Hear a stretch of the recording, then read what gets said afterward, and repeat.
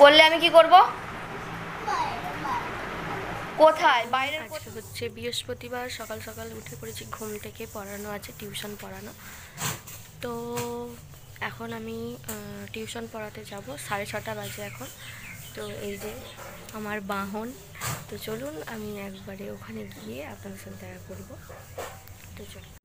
তো চলুন পড়াতে চলে এসেছি। এখানে যে যার মন দিয়ে সব বসে পড়াশোনা করছে। এই দেখুন, যে যার কেউ খেয়াল করেনি যে আমি ভিডিও করছি।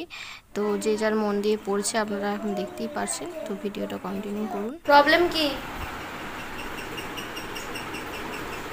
প্রবলেমটা কি? বই বের করোনি কেন? হ্যাঁ, তো এই মহারাজ হচ্ছে ব্যাগের মধ্যে অনেকক্ষণ ধরে বই খুঁজছে, বই খুঁজে আর পারছে না।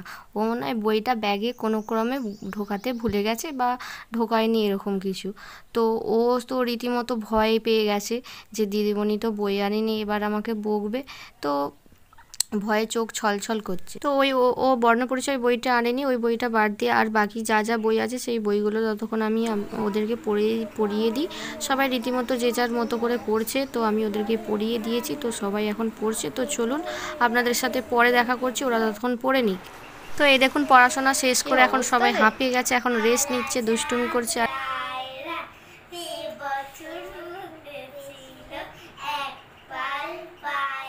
তো পড়িয়ে বাড়ি চলে এসেছি, আর প্রচণ্ড খিদে পাচ্ছে। এসে দেখছি মা গোপালের সেবা দিয়েছে, তার জন্য বাপি সন্দেশ এনেছে, সেই দিয়ে দিয়েছে। তো আমাকে একটু দিলে আমি খেয়ে নিলাম। তো চলুন, প্রচণ্ড খিদে পেয়েছে, খেয়ে নিই। এখন প্রায় 10:30 বাজে। তো বলুন সেই কখন 6:30 গেছি, খিদে তো পাবেই। ততক্ষণ ভিডিওটা এই পর্যন্তই থাকলো। সকলে ভালো থাকবেন, সুস্থ থাকবেন। ভালো লেগে থাকলে অবশ্যই ভিডিওটিকে লাইক করে দেবেন, পারলে একটু শেয়ার করে দেবেন। তো চলুন, আপাতত টাটা।